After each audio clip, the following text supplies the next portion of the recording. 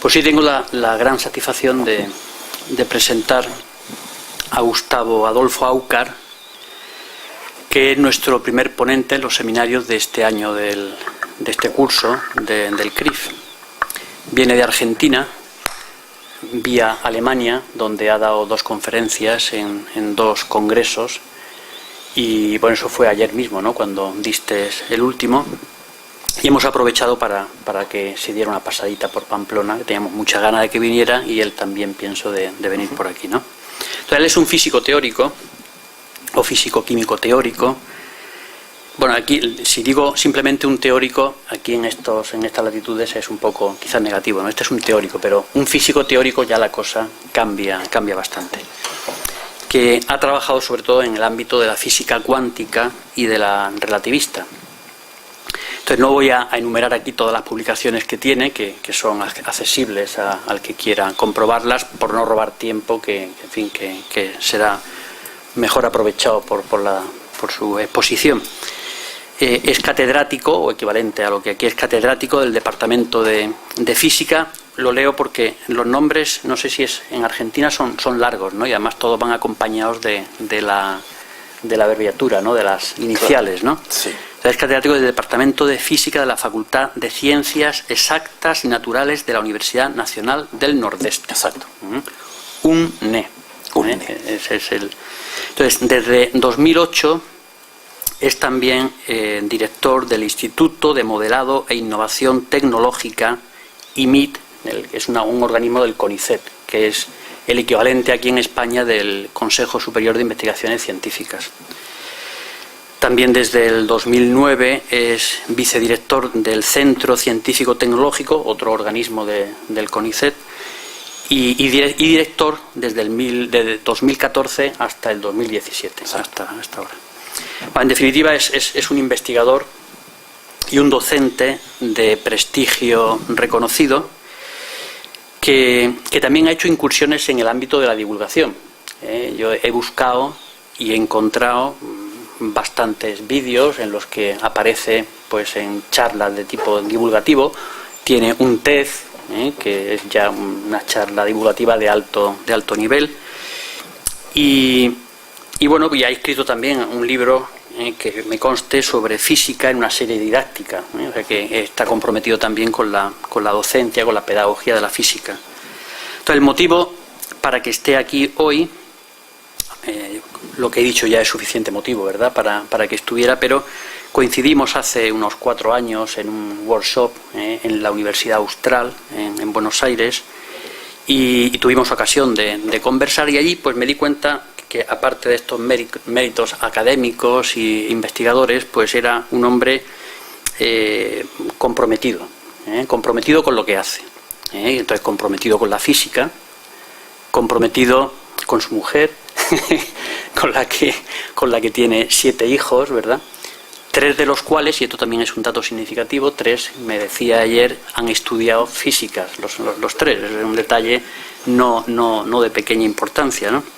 Entonces, ese nivel de compromiso también que tiene con la sociedad, con su país, con su región, a la que ha tratado siempre de tirar hacia arriba, ¿verdad?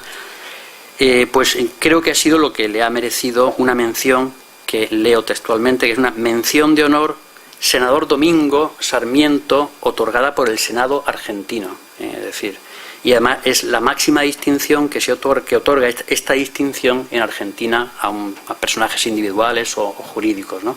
Entonces, esto me parece que es un reconocimiento muy importante, por supuesto, a su trayectoria profesional, pero también a su nivel, pienso, de compromiso con la sociedad y con las personas. De hecho, no quería dejar de leer lo que se dice de este premio, porque pone de manifiesto lo que estamos aquí, lo que estoy tratando de transmitir, ¿no? Dice: esta mención de honor reconoce el quehacer cultural, deportivo, profesional y académico por su obra emprendedora destinada a mejorar la calidad de vida de sus semejantes, de las instituciones y de sus comunidades. Entonces, me parece que es algo como muy significativo, ¿no?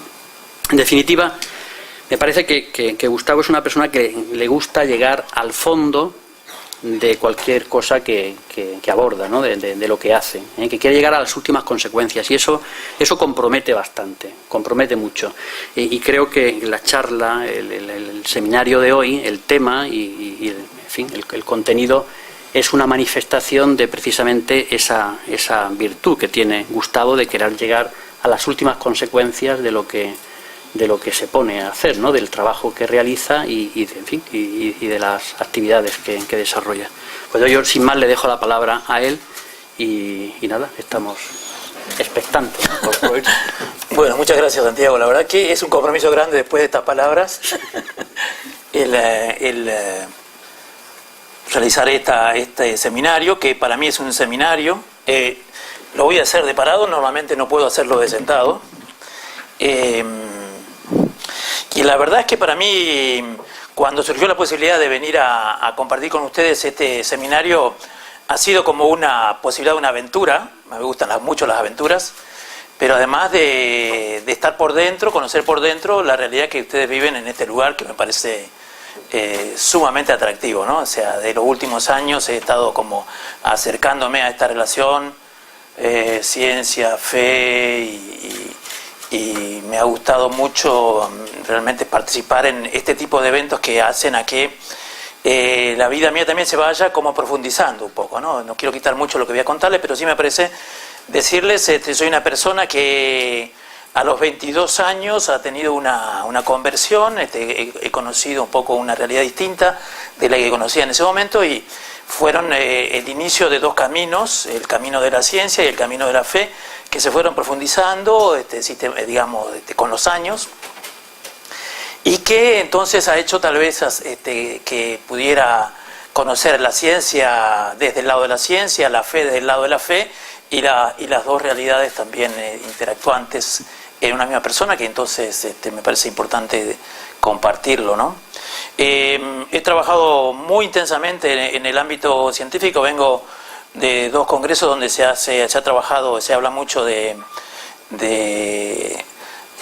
el último en particular, de lo que es la tabla periódica, por ejemplo, de los elementos, y esto de construir nuevos elementos que no existen en la naturaleza.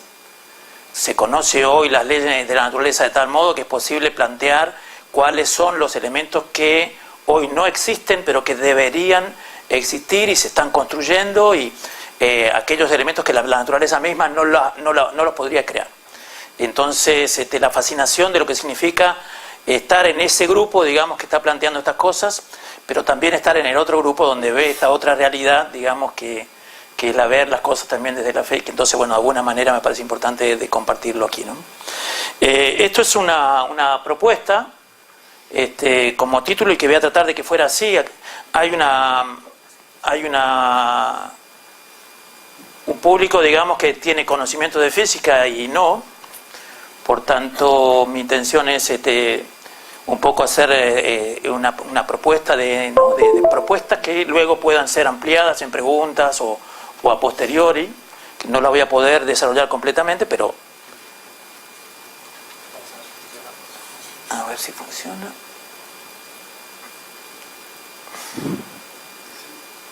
Este sí funciona. ¿Y este sería el puntero? ¿El puntero cuál es? No lo veo. Ahí está. Ok, adentro. Entonces, he leído mucho y me parece importante comentarles, porque sobre estos autores es lo que voy a compartirles en este seminario. Roland Omnes es un profesor retirado ya de física, que ha estado elaborando, ha trabajado mucho en lo que es la física cuántica, la interpretación de la física cuántica, y en particular en estos dos libros de él. En el último, él hace una propuesta de lo que llama fisismo, y que me parece interesante de compartirla. Este libro, Comprehensive Universe, de dos personas que son George Coyne y Michael Heller, digamos que también va en la misma línea de lo que yo considero que es lo que hace la ciencia, de lo que habla la ciencia. De estos dos autores, o estos tres autores, diría que estoy en un acuerdo en un 90% prácticamente de lo que proponen. El libro de The Road to Reality de Penrose, que también es un libro muy atractivo, muy exigente, y que no está orientado a todo público, me parece, porque exige un conocimiento previo de la física que no es común, pero sin embargo ha intentado hacer alcanzar al gran público, digamos, sobre la física o sobre las leyes de la física que hay detrás de una posible realidad. Michael Polanyi, que también es un físico que se ha dedicado a la filosofía posterior y que realmente en este libro en particular es muy atractivo su visión sobre la intervención de la persona en el conocimiento de la naturaleza, y John Eccles, que algo ha escrito sobre la relación entre la mente y el cerebro, y que en este libro en particular toca algún aspecto que mencionaré. Entonces, de lo que me interesa compartirles es el hecho de las leyes de la naturaleza. Si nosotros hablamos de las leyes de la naturaleza, ¿por qué podemos decir que existen leyes en la naturaleza? ¿Qué hace a que hablemos de las leyes de la naturaleza? Y en particular la confiabilidad de lo que hoy estamos encontrando. Me interesa compartirles un poco este hecho de la manera abstracta, o sea, en la medida en la que nosotros nos acercamos más al conocimiento más profundo sobre la naturaleza, necesitamos abstraernos más de lo que se toca, de lo que se escucha, de lo que se ve, como para alcanzar un conocimiento más interno de lo que es la naturaleza. Este hecho de que cuando trabajamos en ciencia lo que hacemos es como reconstruir en una manera como externa a la realidad de la naturaleza lo que la naturaleza es como construir un nuevo mundo y qué consecuencias trae. Y les quiero hablar un poco sobre la física. Aquí voy a tocar, me voy a meter en algunas expresiones matemáticas que me parece vale la pena compartirlas, discutirlas, plantearlas, mostrarlas, más allá de que en el público no hayan exclusivamente físicos y que esto para nosotros siempre sea como un preconcepto, de decir no hay que mostrar ecuaciones, no hay que... Yo estoy un poco en la otra vereda, pero porque es como decir no mostrar una obra de arte, ¿no? O sea, creo que cuando uno quiere hablar de una pintura, los que no conocemos un tanto de pintura estamos impactados a veces por la pintura. Lo mismo nos pasa con otras ecuaciones, y entonces me parece importante mostrársela y decirles qué hay detrás. Algunas propuestas finales sobre Penrose y Omnes, y una visión personal sobre el conocimiento de la naturaleza y este hecho que les decía al principio, que hace a que nosotros, quienes hemos tenido alguna experiencia religiosa, podamos decir alguna cosa sobre lo que son las experiencias del conocimiento científico también, y qué cosas nos impactan y cómo nos impactan interiormente, y cómo nos impacta también el conocimiento de ese ser superior que nosotros entendemos, sabemos, existe. Entonces, este es un tema controvertido. La naturaleza tiene leyes, existen leyes, y Omnes usa esta frase que me parece muy iluminadora. Él dice que algo gobierna los fenómenos naturales, y uno dice que eso son leyes, ¿no? Uno piensa a eso como leyes que son cuestionadas de tiempo en tiempo, y que la noción de ley es la misma que nosotros conocemos de la política o de la teología, y que sin dudas las reglas orgánicas de la mecánica cuántica están gobernadas por una física que nosotros podríamos decir reciben el nombre de leyes, como que existen, a su entender, algo que gobierna la naturaleza y que subyace a eso lo que se puede considerar como una ley o leyes. Penrose lo plantea como con preguntas. ¿Qué leyes gobiernan el universo, nuestro universo? ¿Las podemos conocer? ¿Se pueden conocer estas leyes? ¿Y qué criterios podríamos usar para entender si existen realmente leyes o no? Entre esos criterios está la precisión, la confiabilidad y la consistencia de las teorías físicas que se pueden formular y que entendemos son las que gobiernan la evolución del universo. Y que eso está más allá de nuestro conocimiento individual. El hecho de que nosotros podamos conocer estas leyes, que son confiables, precisas y consistentes, y que no sea solamente, no se pudiera tomar exclusivamente de parte de uno, sino de todos, también hace a que uno pudiera pensar en que es algo que está más allá de lo individual, de lo subjetivo, y que sea entonces objetivo. Y que esas leyes deben estar escritas en algún lenguaje que pudiera hacernos a nosotros entender entre unos y otros de lo que hablamos, y como necesitan ser precisas, confiables y consistentes, el mejor lenguaje con el que contamos es el de las matemáticas. Omnes va un poco más allá y lo vamos a ver más adelante, y él dice que el lenguaje de la matemática es como un lenguaje que subyace a las leyes de la naturaleza, está como tomado desde la misma naturaleza, pero que es un lenguaje.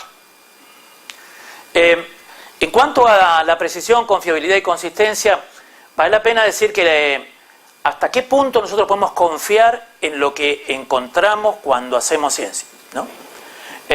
Si pensamos en la geometría euclidiana, por ejemplo, esta geometría es precisa para distancias que van desde el ancho de un átomo, que podríamos decir de 10 a la menos 10 metros, un ángstrom, hasta distancias del orden del metro. Y esto era válido es válido hasta la mecánica newtoniana, o sea que es precisa en alrededor de una parte en 10 a la 7. Quiere decir que los experimentos nosotros indican que hay coincidencia entre lo que se prevé con la teoría y lo que se mide experimentalmente en una parte en 10 a la 7. Si vamos a la electrodinámica de Maxwell, es válida en un rango que va desde las partículas hasta las galaxias lejanas. Digamos, nosotros entendemos como que la electrodinámica de Maxwell es válida en el ancho del universo, prácticamente. La relatividad de Einstein es precisa en una parte en 10 a la 14. Y la física cuántica es precisa en una parte en 10 a la 11. Y como nos gusta mucho decir a nosotros los físicos, a nosotros nos gusta siempre llegar al límite. ¿Hasta qué extremo es cierto lo que las teorías que conocemos verdaderamente funcionan bien? Porque, como todos sabemos, los físicos que descubren el error en alguna teoría pueden ganarse muchos premios. Entonces, lo que hacemos normalmente es buscar hasta dónde llega el límite del conocimiento. Y en estos casos, lo que son la relatividad de Einstein y la física cuántica están permanentemente probadas y no existen experimentos que indiquen que están equivocadas, que realmente hay errores en estas teorías. El conocimiento del mundo físico requiere abstracciones, ¿no? La física moderna se ha ido como abstrayendo, y me parece importante mencionarles aquí algunos aspectos centrales de la física moderna que tienen que ver, por ejemplo, por un lado, la validación a partir de la experimentación de los formalismos matemáticos, que son el lenguaje que se usan para expresar las leyes de la naturaleza. Si uno dice, entre los fundamentos que tenemos en la física están los principios de conservación. Los principios de conservación no tienen una razón de ser a priori, anterior, digamos. Los consideramos como válidos universalmente. Cuando no son válidos, por algún experimento, por alguna teoría, los cambiamos. Pero, en principio, todas las teorías están apoyadas en leyes de conservación. Por ejemplo, la ley de conservación de la energía, que es válida siempre y en todo lugar. O la ley de conservación del momento lineal. U otras leyes de conservación que son necesarias de ir introduciendo a la medida que los vamos metiendo hacia adentro en las leyes de la física. La característica de la física clásica es que los objetos poseen propiedades por sí mismos. Es decir, cuando nosotros pensamos en un objeto, queremos describir el movimiento de un objeto, lo que decimos es que, por ejemplo, un objeto tiene una velocidad, tiene una aceleración, se mueve, pero esa propiedad está contenida en el objeto mismo. El objeto tiene una velocidad, el objeto tiene una posición en un determinado tiempo. Ahora, la velocidad nosotros la representamos por un vector. Si el objeto cambia de velocidad, decimos que actúa sobre el objeto una fuerza. La fuerza que hace que el objeto cambie su estado de movimiento, en lugar de seguir una trayectoria recta, actúa sobre una fuerza. La fuerza también es un vector. Ahora, ¿el vector qué es? Yo me pregunto, ¿el vector qué es? ¿Dónde está el vector o dónde está la velocidad en el objeto? ¿O dónde está la fuerza que actúa sobre el objeto? Son abstracciones. Si uno hace una abstracción mayor, tiene lo que se llama la energía potencial, por ejemplo, que para mí la energía potencial es un salto cualitativo. Uno necesita definir algo que no está en la naturaleza, pero que si no lo define no puede explicar lo que está ocurriendo realmente en la naturaleza, como es el caso de la energía potencial, que se debe definir para poder expresar más profundamente algunas de las realidades de la naturaleza. Este es un salto cualitativo que a los estudiantes les es muy difícil realizar, pero que es muy difícil de captar qué es lo que significa, y nosotros debemos hacer como un salto al vacío para entender que es posible definir una cualidad que se llama energía potencial. ¿Qué es la energía potencial? Es algo que hemos inventado los humanos para describir alguna propiedad más intrínseca de los objetos. Y que luego, esto es conocido en la física clásica, pero que luego también se usa en la física cuántica. Por ejemplo, la energía potencial nos permite a nosotros decir si una molécula que se construye va a ser estable o no. La energía potencial nos dice sobre la estabilidad de un objeto nuevo como una molécula nueva. En la física clásica tenemos el espacio y el tiempo, que son entidades independientes. El espacio va por un lado, el tiempo va por el otro, el tiempo es absoluto, el espacio es un espacio matemático, no tiene relación con la física, no tiene relación con los cuerpos, pero uno se puede preguntar, ¿y eso será cierto? Eso cambia en la física relativista, donde debemos relacionar el espacio con el tiempo. Y aquí aparecen las 4 dimensiones, y ustedes habrán escuchado hablar de todo esto, pero de lo que me parece importante remarcar aquí es que el espacio y el tiempo ya no son entidades independientes, pero esto es una abstracción importante que hemos hecho para describir lo que ocurre en la naturaleza. Aquí ha habido un salto de abstracción tremendo, que lo podemos dar en estudios de física probablemente del segundo año de la licenciatura, porque necesita un cierto entrenamiento para poder ser aceptado. Pero a fines del siglo XIX y principio del XVIII y a principios del XIX se dio otro salto, que a mí me parece también vale la pena remarcarlo muy fuertemente, y que tiene que ver con el principio de acción minimal. ¿Por qué los objetos siguen las trayectorias que siguen? ¿Por qué los objetos van de un punto al otro de la manera en la que lo hacen? Se ha inventado bueno, hay dos formulaciones, una es la lagrangiana y otra es la hamiltoniana, que dicen que de todas las trayectorias que puede seguir un objeto desde un punto A hasta un punto B, si suponemos que estas son todas las trayectorias posibles y podemos poner las infinitas trayectorias posibles, el objeto va a seguir aquella para la cual la acción es mínima. Esto dice ese principio. El objeto va a seguir la trayectoria para la cual la acción es mínima. Y que la acción sea mínima trae como consecuencia las ecuaciones de movimiento que nosotros sabemos. Esto es algo que a mí me produce mucho impacto, porque es una cosa que no existe en la naturaleza, es algo que no es posible pensarlo desde la naturaleza, pero que sin embargo tiene una validez tan concreta que realmente asombra que estas cosas puedan existir. Y por otro lado, esto fue inventado para la física clásica, pero luego ha sido generalizado para la física cuántica. Y ha sido generalizado para la física cuántica en general, quiere decir que el principio de acción mínima o acción extremal se utiliza para poder describir los movimientos de las partículas a nivel cuántico. Con esto quiero decir que este principio de acción mínima o acción extremal, lo que ha hecho el hombre es encontrar algo que pareciera estar en el interior más profundo de la naturaleza. Porque hoy todas las ecuaciones de movimiento, que son las que nos dicen cómo se mueven las partículas de cualquier tipo, pueden ser encontradas utilizando este principio de acción minimal. Yo es como digo, a veces es como cuando uno encontró la silla. La silla se inventó quién sabe cuándo, pero vino para quedarse, porque sillas habrá siempre. Y hay algo ahí detrás que nosotros nos produce mucha sorpresa. En ese sentido, aquí apareció algo que realmente es revolucionario y que ha transformado una manera nuestra de pensar. Cuando yo le digo a los alumnos lo que es un lagrangiano, por ejemplo, es una función muy rara que no tiene razón de ser. no hay razón lógica de pensar que con el lagrangiano se puedan encontrar ecuaciones de movimiento. ¿Cómo es posible que se puedan encontrar las ecuaciones de movimiento? Yo en eso digo, son a veces conceptos mágicos. En la cuántica hay números mágicos y acá hay conceptos mágicos.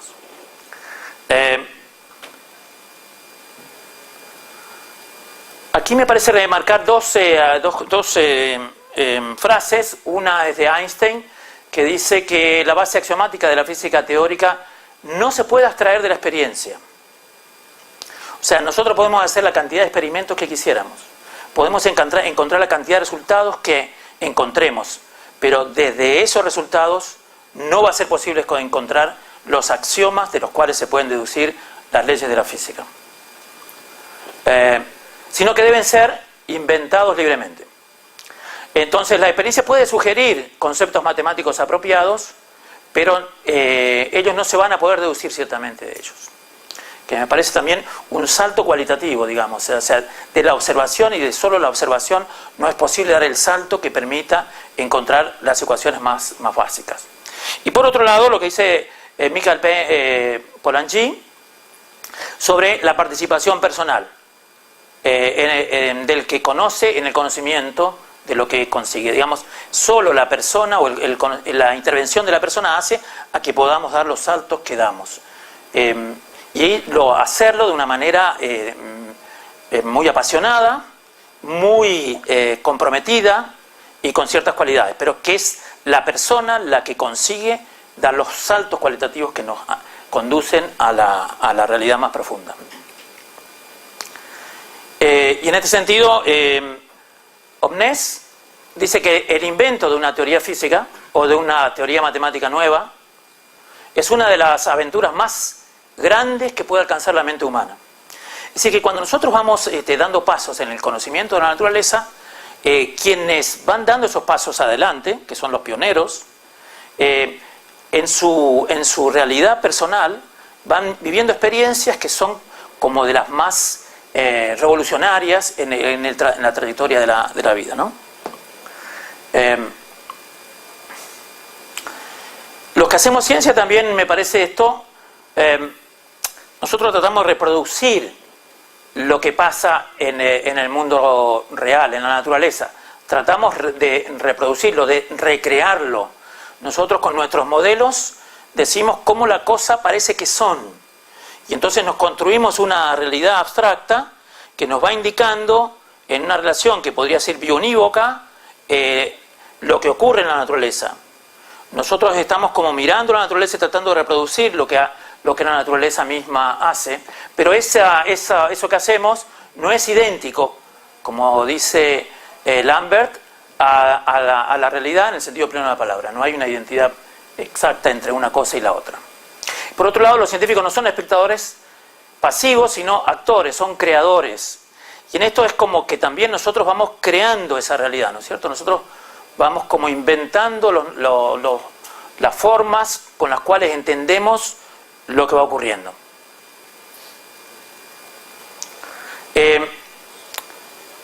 Me interesa contarles aquí la diferencia entre lo que es la física clásica y la física cuántica para un poco, de manera muy esquemática, los cambios que se han producido. En la física clásica, por ejemplo, las características más importantes son la posición de un objeto, el impulso, aquí está la velocidad, aquí está la energía.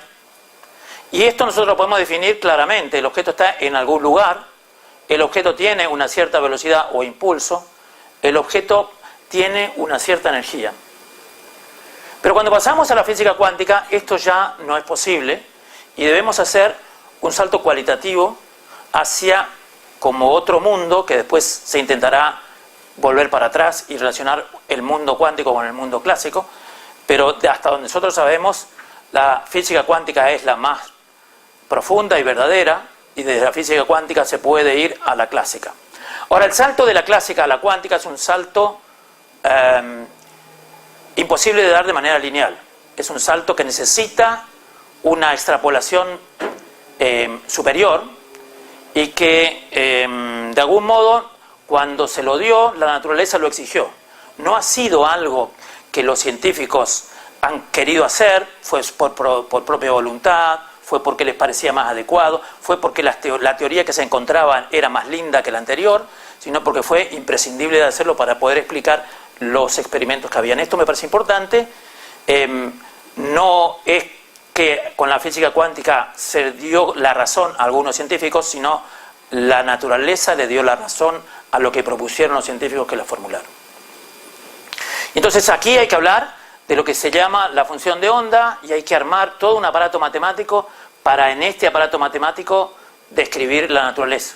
Entonces hay una función de onda que es una función que tiene distintas interpretaciones, no me voy a meter allí, pero que cumple, con estas propiedades. Aquí. La posición ya no es más un vector, sino que es un operador que actúa en un espacio. El impulso ya no es más un vector solamente, sino que es un operador impulso. La energía ya no es más un objeto independiente, sino que es un operador hamiltoniano que actúa en un determinado espacio.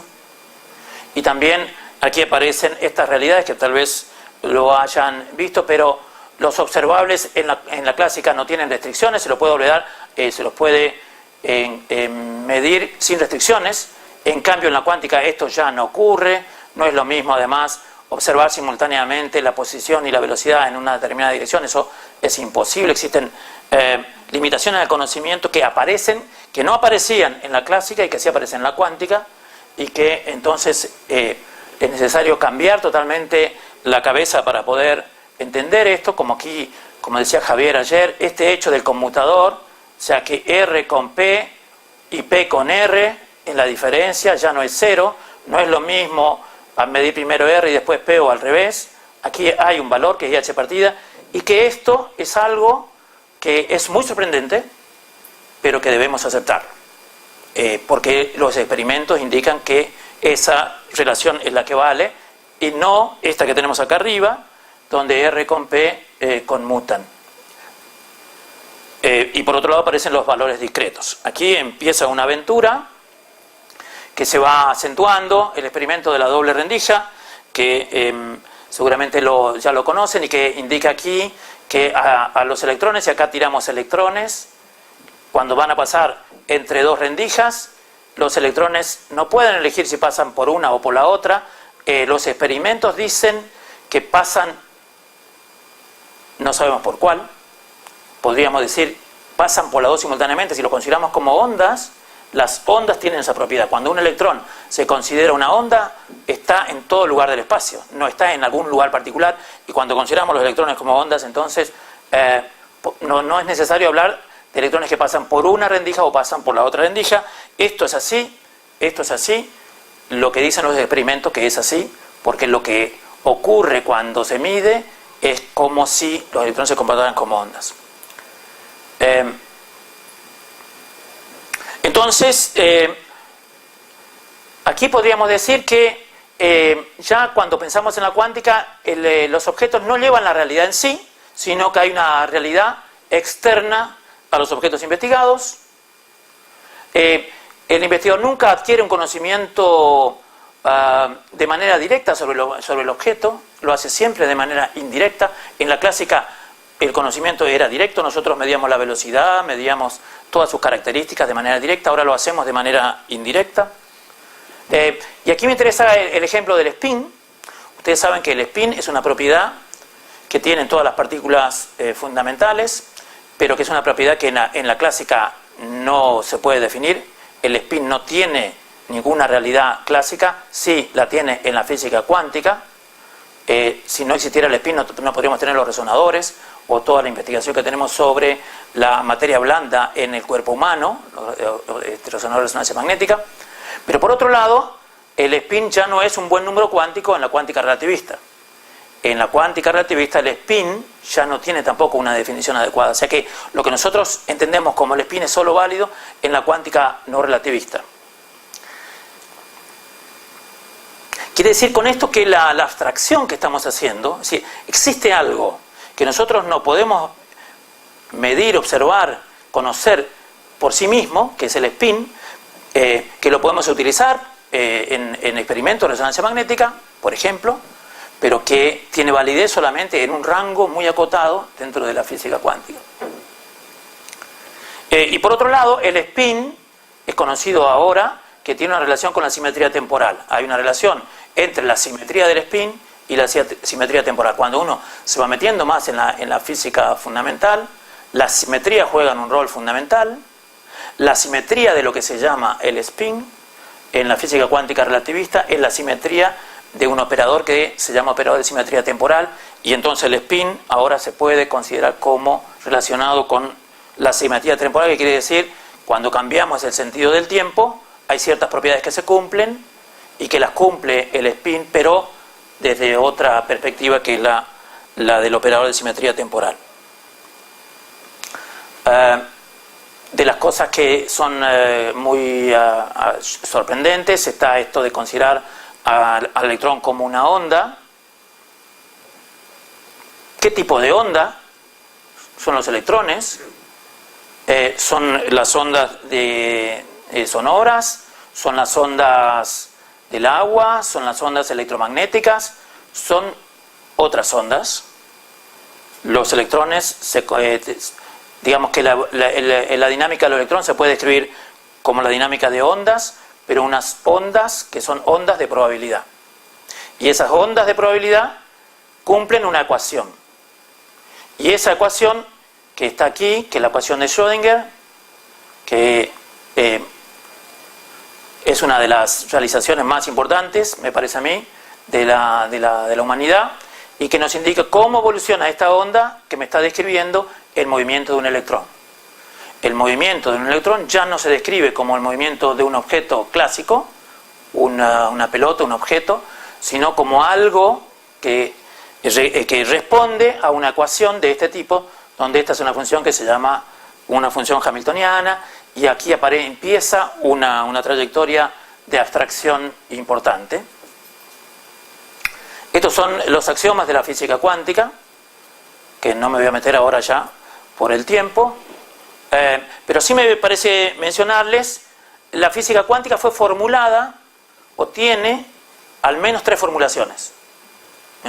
Una es la de Schrödinger, que considera las partículas como ondas.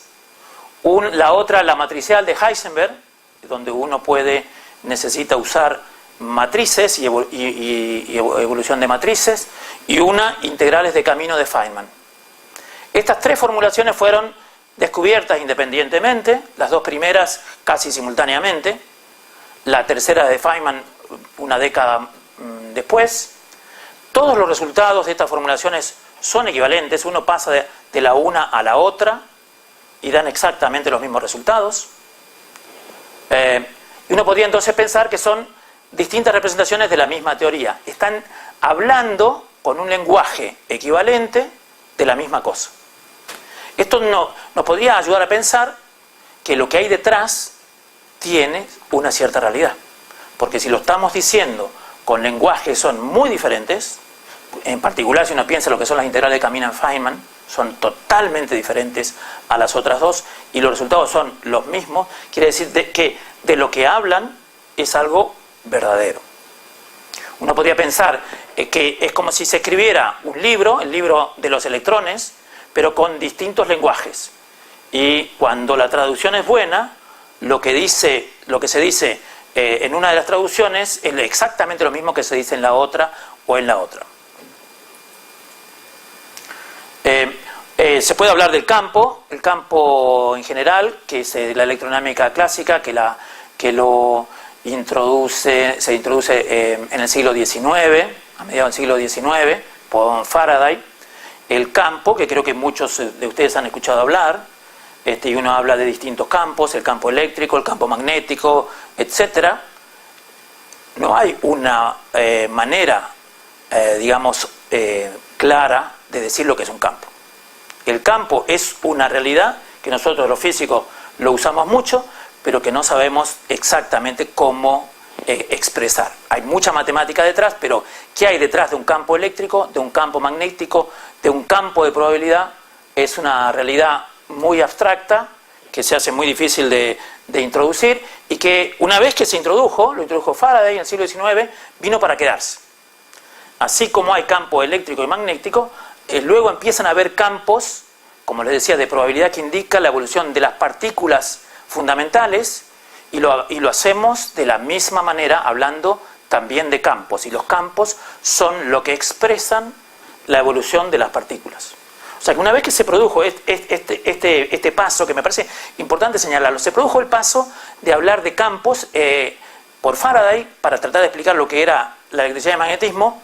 Ese concepto se quedó y se ha ido profundizando cada vez más. Esto es algo que nos ocurre permanentemente en la física.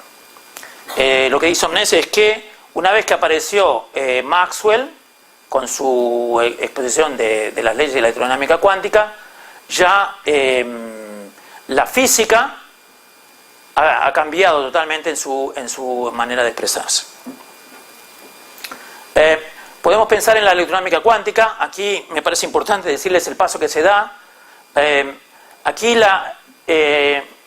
Paul Dirac en el 28 establece una ecuación que es esta que está acá, que es parecida a la anterior pero es muy distinta, y con esta ecuación él encuentra, al resolver esta ecuación, es que debían aparecer partículas que se llaman antipartículas, y que en el año 28 nadie sabía que eso pudiera ocurrir. En realidad era una locura pensar que pudieran existir antipartículas, pero resolviendo la ecuación de Dirac, él necesita proponerlo para poder entender lo que había descubierto. En el año 32 se miden las antipartículas y resulta que las antipartículas existen. Si aquí hay rayos gamma, cuando están en presencia de un campo, y estos rayos gamma se convierten en un electrón que gira en este sentido y un positrón que gira en otro sentido. Es decir que esta es una realidad que apareció luego de la ecuación de Dirac. La ecuación de Dirac, esta es una función de onda que se hace más abstracta. En lugar de tener una componente, son 4 componentes. Para poder explicar una partícula ahora ya no alcanza con una componente, sino con 4. La velocidad ya no es un operador velocidad, sino que es una matriz que tiene 4 componentes. Se hace todo más complejo. Pero que si no se da ese paso, no se explica lo que hay más adentro de la naturaleza. Y entonces aquí aparecen, fíjense, el campo electrón-positrón. Es un campo electrón-positrón. Y entonces tenemos que hablar de algo que habla de electrones y algo que habla de positrones. Había que adaptar la física a lo que la naturaleza nos había dicho que existían. Entonces tenemos que hablar de electrones y de positrones. Electrones que se crean, positrones que se crean y ambos se destruyen. Y entonces hay que hacer una adaptación que en realidad generaliza lo anterior y es mucho más bello que lo anterior. Cada paso que se ha ido dando le ha ido dando mayor belleza a lo que se conocía previamente. Y aquí esto también es una realidad que va indicando que nos vamos metiendo más adentro. Una de las cosas que nos dice que estamos conociendo una realidad superior es cuando el impacto que nos va produciendo es que hay algo mucho más bello, mucho más lindo, mucho más agradable, mucho más profundo de lo que conocíamos previamente. Aquí hablamos de la electrodinámica cuántica. Lo único que quiero decirles, estas son cosas que se usan para decir lo que pasa por dentro, pero que en realidad no sabemos si pasa esto. Esto es algo que nosotros, los dibujitos que tenemos que hacer para poder entender y calcular y decir que estas cosas parecería que ocurran, pero en realidad esto no está ocurriendo así como nosotros lo decimos. Aquí podemos decir que tenemos un protón y un electrón, fíjense, y entre ellos se pasan fotones, pero se pasan fotones y acá en el medio se crea un par electrón-positrón y demás, y eso está ocurriendo permanentemente en un átomo de hidrógeno, ya sea que el átomo de hidrógeno sea lo que es, un protón y un electrón. Si esto no ocurriera, el electrón estaría por cualquier lado. Nosotros entendemos que la relación entre el electrón y el protón es muy intensa, y la intensidad está dada por los fotones que se van intercambiando entre unos y otros. Bueno, esto tiene una riqueza muy grande, algo descrito por Feynman, Richard Feynman, donde dice que esto pareciera que es lo que ocurre, y el problema aquí es que cuando uno se pone a hacer los cálculos, dan los resultados que dan los experimentos. O sea, que no hay un invento arbitrario, sino que los experimentos se pueden explicar con estos grafiquitos que están aquí. Lo último que quiero decir aquí es sobre la renormalización. Cuando uno entra en la electrodinámica cuántica, aparecen infinitos, que quiere decir que los números se nos van para cualquier lado. Es necesario como renormalizar, y nos vemos forzados, los físicos se ven forzados a renormalizar la carga que se mide, la masa que se mide, porque habían números que aparecían que eran muy raros, pero esto que fue como algo extra que hubo que como adaptar la matemática para la renormalización, terminó siendo algo muy positivo, porque de todas las teorías que describen la física de campos, solo las que son renormalizables son las aceptables. Hay muchas que son no renormalizables, las que son no renormalizables, esas se descartan. La renormalización es como un principio fundamental también de la naturaleza. Ese es el criterio para adoptar una teoría de campos. Lo que parecía como algo que era inaceptable, renormalizar, resultó ser algo absolutamente positivo.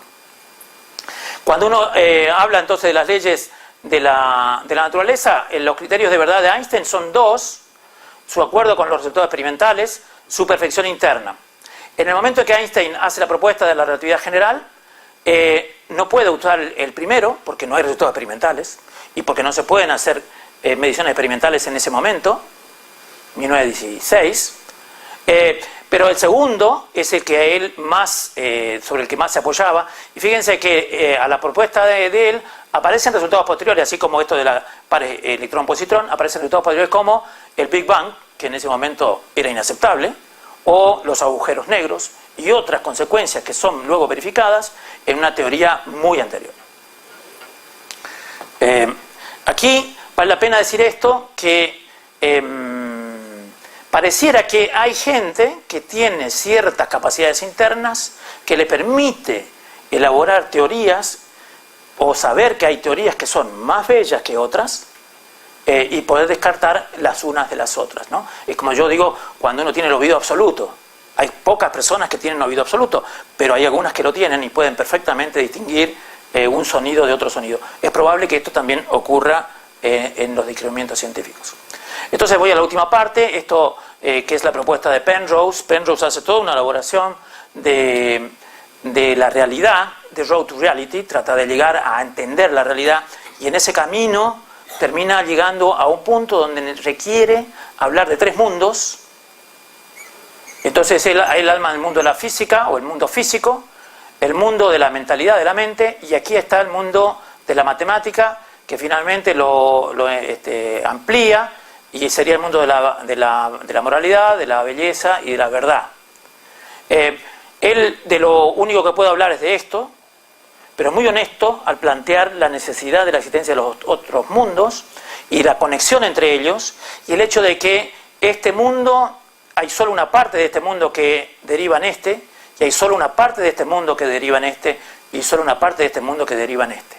Él no puede dar un paso más sobre esto, porque es un no creyente, es un hombre agnóstico, pero que con honestidad plantea la necesidad de interpretar la realidad a partir de estos tres mundos. Omnès, en su último libro, habla del físismo. Por un lado dice que la gran paradoja de la ciencia moderna es que nosotros conocemos las leyes, estamos casi seguros que existen leyes y cómo son aproximadamente esas leyes, y conocemos sus partículas, pero las conocemos más que la realidad misma, que la relación entre ellas, las cosas en sí mismas.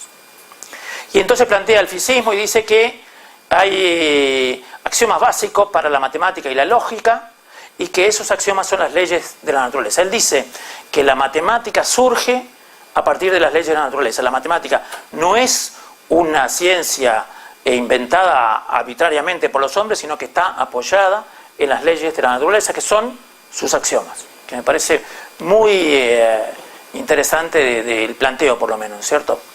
Y que los criterios para poder decir criterios de verdad son su fecundidad, y que ellas son, que producen ellas, digamos, las leyes de la física.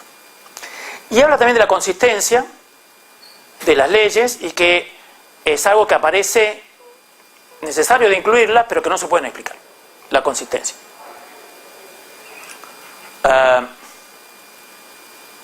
Y lo último que dice en su último libro es que las leyes deben ser consideradas como sagradas, o sea que él hace como un avance sobre la posibilidad de su relación solamente con la ciencia.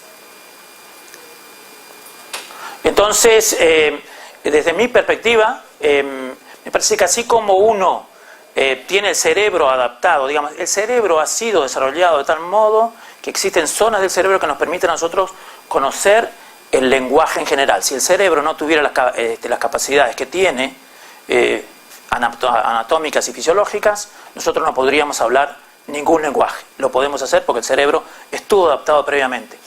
Una pregunta que queda es, ¿no será que algo así pasa con lo que nosotros podemos conocer sobre las leyes de la naturaleza? Las podemos conocer porque realmente existe la capacidad interna nuestra para poder conocerlas. Y por otro lado, cuando uno tiene experiencia de un contacto profundo con las leyes de la naturaleza, los científicos en general tienen experiencias que son muy particulares. Si uno lo mira en la bibliografía, si uno escucha, los científicos, yo he estado en una de las conferencias, en la última en particular, donde un joven compartía lo que le había ocurrido cuando descubrió un nuevo número cuántico, y todo lo que había significado para él, una noche que no pudo dormir, cómo fue, contó un relato. Hay experiencias que indican que uno hizo como un contacto con algo que es muy profundo y que le resuena internamente de una manera muy especial.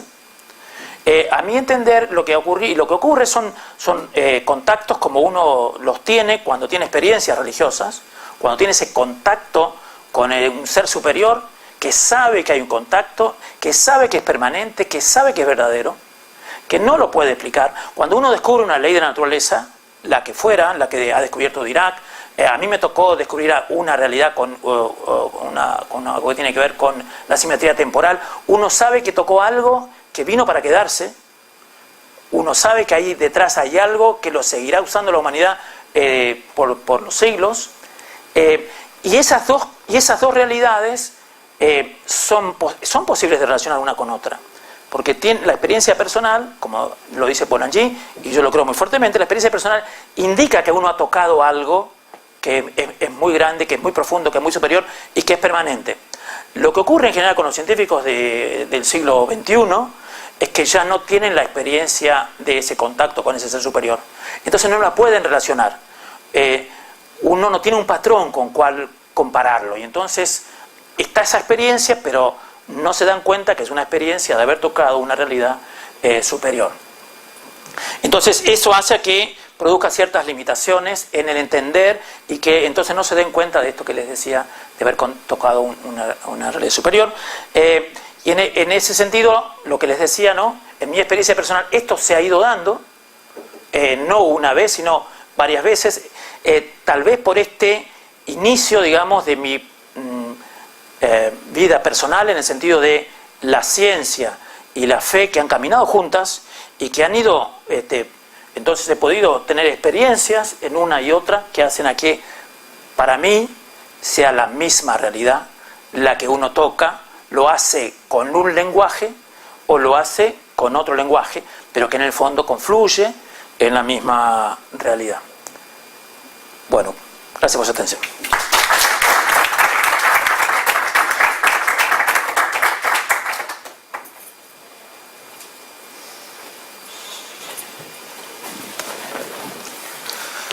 Bueno, pues muchas gracias por esta intervención que nos abre grandes panoramas y que quizás ahora pues también suscite alguna pregunta entre los presentes.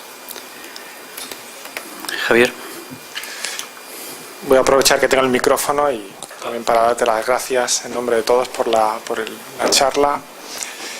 Claro, me surgían muchas cuestiones y la verdad es que he resonado bastante contigo.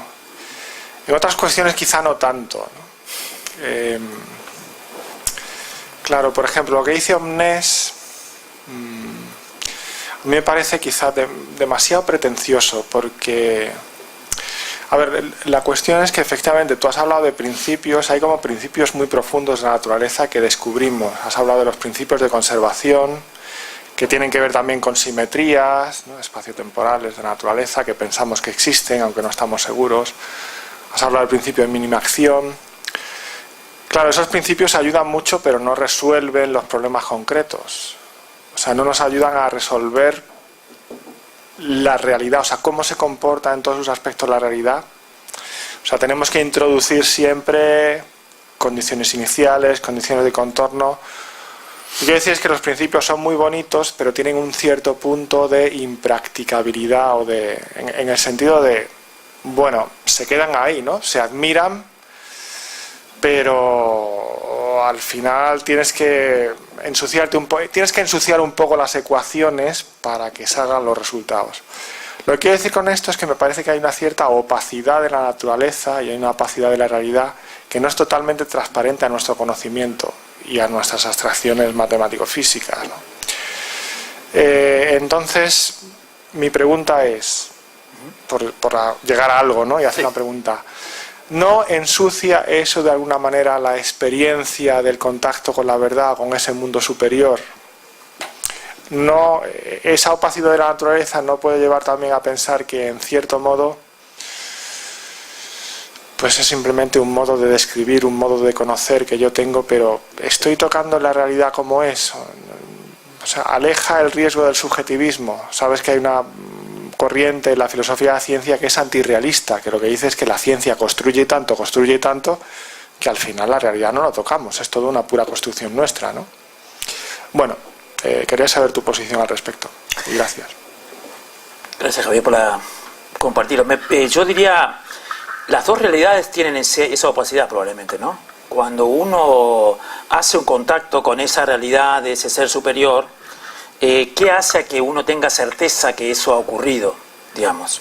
Tal vez algo parecido ocurre cuando uno hace este trabajo en la ciencia, digamos, en el sentido de estos principios son muy puros, pero requieren de cierta realización que hay que, para bajarlo a lo concreto, como sean los experimentos. No es lo mismo un modelo matemático donde las cosas son muy transparentes a lo que luego aparece en el experimento y cómo hace uno para verdaderamente verificar. Sin embargo, lo que tiene esto de los modelos o de las teorías de verdadero, me parece a mí, es que uno puede predecir.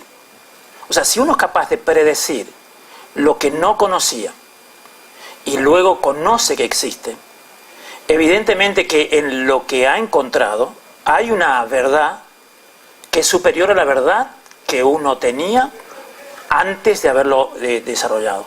Esa nueva verdad nos acerca a algo más verdadero porque nos permite conocer algo que de otro modo no lo hubiéramos conocido.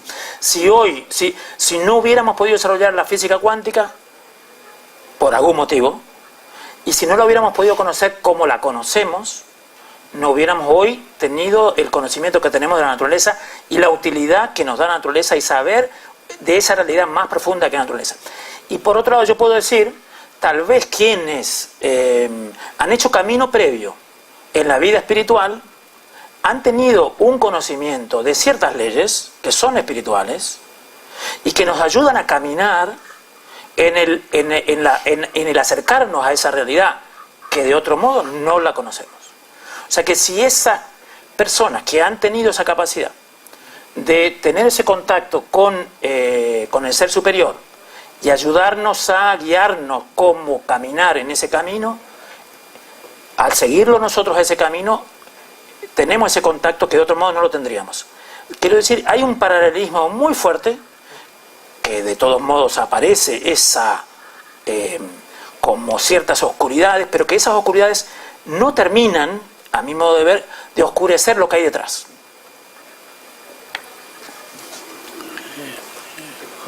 Ignacio.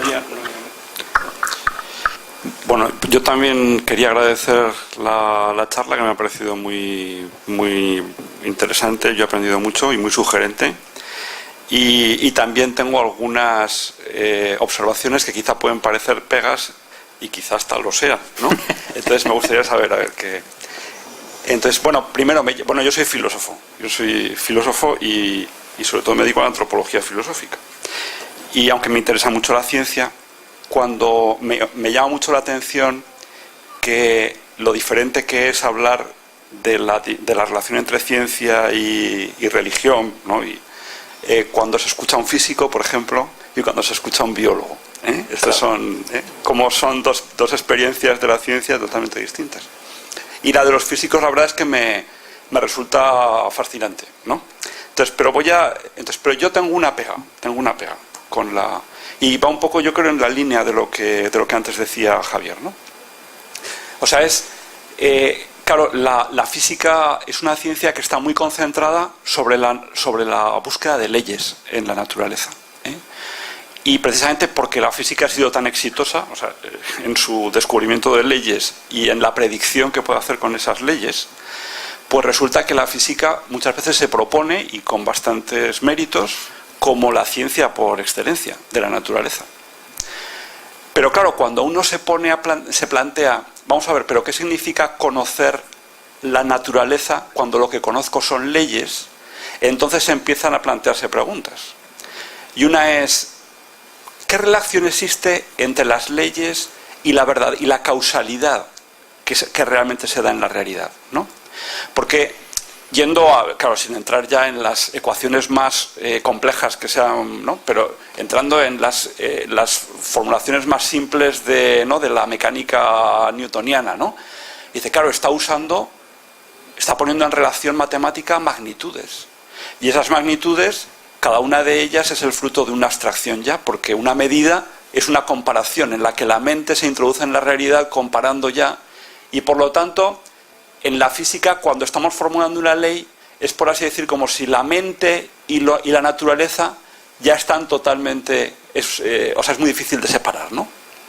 Y por eso yo haría una propuesta. Entonces con esto quiero ver qué es lo que, ¿no? La propuesta sería, bueno, cuando estamos formulando las leyes de la naturaleza, sin quitar nada a que efectivamente ese descubrimiento de que hay leyes en la naturaleza es algo fascinante y que probablemente también tiene algún componente, ¿no? O sea, de contacto con el misterio, ¿no? Dice, sin embargo, claro, probablemente esa opacidad de la naturaleza no se debe a que la naturaleza es demasiado alta, sino a que es inferior a nuestra mente. Y nosotros podemos encontrar leyes hasta cierto punto, porque la materia no da tanto de sí. Y que más bien lo que nos lleva a una causa primera, ¿no?, es descubrir esa, por así decir, insuficiencia de la naturaleza, ¿no?, en la línea causal y no en la línea de las leyes, en las cuales, y esta es la propuesta, más bien nos estaríamos encontrando nuestra propia mente, ¿no? Nuestra propia mente en contacto con la naturaleza. Y lo que nos fascinaría como en las matemáticas, ¿no? O sea, realmente digamos, el prototipo del conocimiento cierto y humano parece ser el conocimiento matemático. Y sin embargo, en el conocimiento matemático es tan difícil distinguir qué es lo que pone la mente de qué es lo que pone la naturaleza. Yo en eso no estoy tan de acuerdo con Omnes, ¿no? Entonces, no sé, me gustaría saber qué, ¿no? Bueno, no sé si me he explicado bien, pero si... ¿Pude haber entendido algo de esto? A ver si trato de responder, si no hacemos un diálogo. Yo creo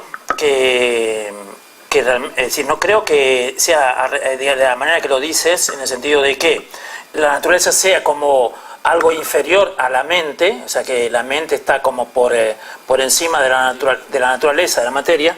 Creo que tal vez podría ser al revés, en el sentido de que la mente o la persona humana será imposible de conocer la realidad tal cual es, hasta la realidad material. Porque digo, como ejemplo, si uno toma este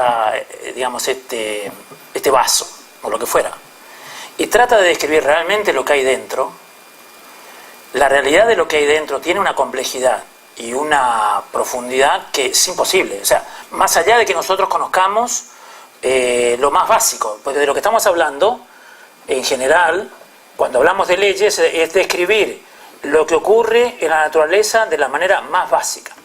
Cuando nosotros hacemos intervenir más de 10 objetos o 100 objetos y queremos describirlos exactamente, se nos hace imposible.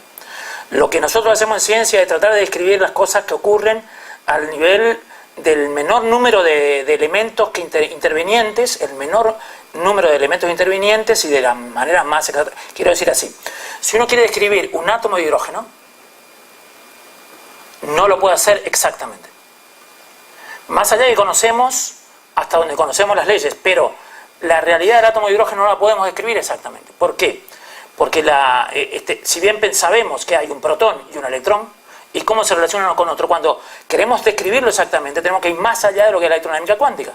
Tenemos que ir más allá de lo que es la cromodinámica cuántica.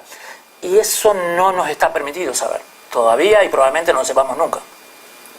O voy un paso más y digo, el electrón. Nosotros hablamos de electrones y sabemos que existen los electrones, ¿no es cierto? Y todos hemos hablado de los electrones y demás, y yo les he dicho que son ondas y demás, pero ustedes saben que nosotros no sabemos lo que son los electrones. O sea, no sabemos qué forma tienen, no sabemos, y por otro lado, no sabemos por qué se comportan como se comportan. Si yo someto un electrón a un campo electromagnético, el electrón va a describir un movimiento. Y yo lo someto a esa perturbación las veces que sea, y ese movimiento va a repetirse. Ahora, yo me puedo preguntar, ¿yo puedo describir eso desde mi posición de conocimiento de las leyes de la naturaleza, que digo que las tenemos? Pero el electrón, ¿por qué hace eso que hace? ¿Qué hace a que el electrón se mueva como se mueve? ¿El electrón sabe la ley de la naturaleza? Es imposible pensar que el electrón sabe la ley de la naturaleza, porque para conocer la ley de la naturaleza es necesario tener un cerebro como el cerebro humano, del nivel de complejidad que tiene el cerebro humano. Entonces, hay algo, digamos, a mi modo de ver, hay, digamos, en la naturaleza una realidad que nosotros la podemos tocar, la podemos conocer, pero con grandes limitaciones. Con certezas que tenemos, o sea, evidentemente que hemos llegado a, por ejemplo, lo que la cuántica hoy predice es algo que será muy difícil de superar en el nivel en el que la cuántica hoy sabemos que reproduce bien. Hay otros niveles más bajos que todavía no sabemos qué leyes hay y que es posible que no, pero al punto en el que estamos sabemos que esas leyes existen. Ahora, en el mundo que nosotros conocemos, eso se hace muy difícil de describir. Y termino con esto en todo caso. ¿Qué hace a que este vidrio se mantenga como se mantiene? Aquí tienen que ocurrir fenómenos cuánticos que nosotros conocemos que deben ocurrir, pero que tienen un nivel de complejidad y que tienen un nivel de profundidad que sobrepasa absolutamente, por lo menos desde mi perspectiva, lo que yo puedo imaginarme. O sea, el hecho de que este vaso de vidrio se mantenga como se mantiene es algo que supera absolutamente mi nivel de comprensión. Más allá que yo pueda explicar lo que la física dice del vaso de vidrio. Porque aquí tienen que darse una cantidad de condiciones que yo sé que tienen que darse y que se dan y que son inexplicables. O sea, hablando de lo más burdo, que es que estamos no hablando de un ser con vida, ¿no? Enrique. No sé si me respondí. Sí, puede responderse. Sí, y no podría ser porque,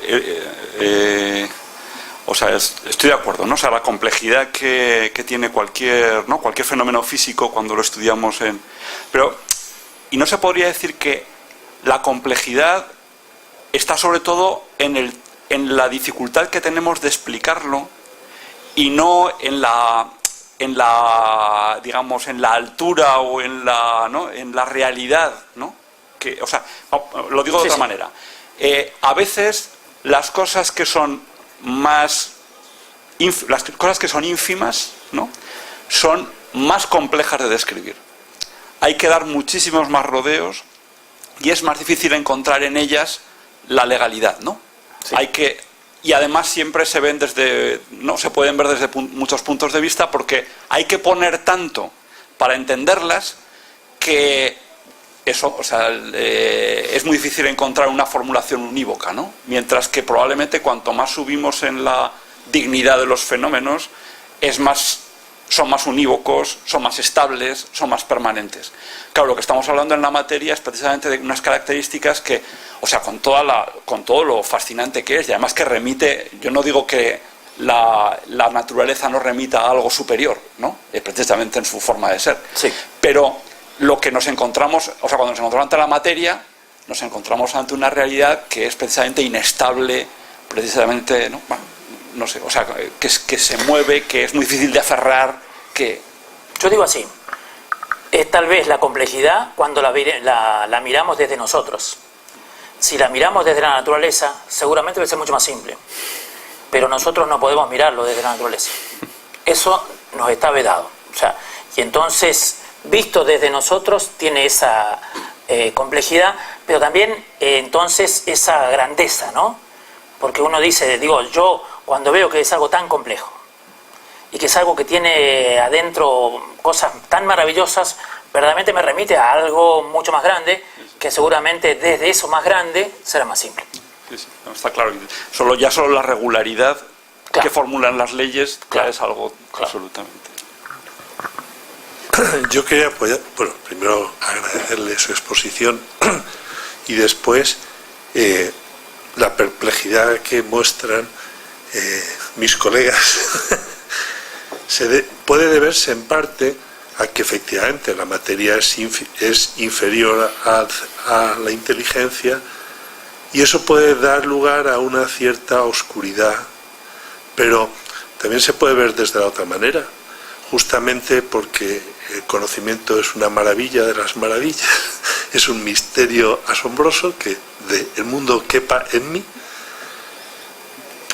pero cae en mí porque responde a una inteligencia, y eso es lo que se llama clásicamente verdad ontológica. Es decir, el mundo responde a una inteligencia con la que yo de algún modo puedo conectar. Bueno, evidentemente esto llevado al extremo sería el platonismo matemático de Gödel y demás, pero en el fondo usted ha hablado de experiencias semejantes. Claro, la semejanza entre esas experiencias humanas es descubrir que la inteligencia humana es capaz de captar mucho más de lo que ella misma puede ver en la realidad, y por tanto a veces son regularidades o leyes, o a veces es el ser supremo. También los demás. A ver, ese descubrimiento ocurre también cuando uno se enamora y descubre que el mundo tiene sentido y valor. Pero me parece que la ciencia forma parte de la experiencia humana que permite trascenderse a sí mismo y trascender lo que la propia inteligencia puede hacer. O si se quiere decir en otros términos, tiene que ver más con los hábitos intelectuales innatos, me entenderá aquí el colega, que con la operatividad intelectual que nos lleva a resolver problemas prácticos, ¿no? Como esa conexión con la realidad que somos también nosotros, ¿no? Bueno, no sé si esto me ayuda en algo. ¿Sí? Yo creo que es necesario, por un lado, darle a la ciencia el peso que la ciencia tiene. Digo, creo que la ciencia es un lenguaje que nos permite acercarnos a la realidad, pero desde lo que la ciencia es. O sea, no pedir peras al olmo, digamos. O sea, hay que pensar que la ciencia nos habla de la realidad desde lo que la ciencia puede decirnos, y que la ciencia no abarca toda la realidad, y que con la ciencia no vamos a conocer toda la realidad. Pero sí me parece importante valorar la ciencia como que la ciencia realmente nos permite tocar un aspecto de la realidad importante, fundamental, y que nos da valor a nosotros como seres humanos también. Quiero decir que la ciencia es un valor, a mi entender, que la humanidad lo ha conseguido, digamos, y que nos debería humanizar más y nos debería permitir llegar a ese conocimiento de una realidad que está más allá de nosotros mismos. O sea, yo, de los científicos que conozco, que han hecho contribuciones trascendentes, no he conocido ninguno que se pudiera vanagloriar de conocimiento. O sea, lo que uno conoce de la realidad es tan enormemente superior a lo que uno es, que no le queda otra posibilidad que rendirse a eso que ha conocido y decir que evidentemente somos un pequeño grano en una realidad que nos supera tremendamente, pero que al mismo tiempo tenemos esa posibilidad de conocerla, ¿no? O sea que digo que están esas dos cosas que aparecen y que son imprescindibles, ¿no? La humildad de quien ha tocado algo que lo supera infinitamente. Muy bien, pues yo creo que es suficiente y te agradecemos la exposición que ha suscitado pues este debate que también ha sido muy interesante para todos, ¿verdad? Pues muchas gracias. Muchas gracias a ustedes, ¿eh? Muchas gracias.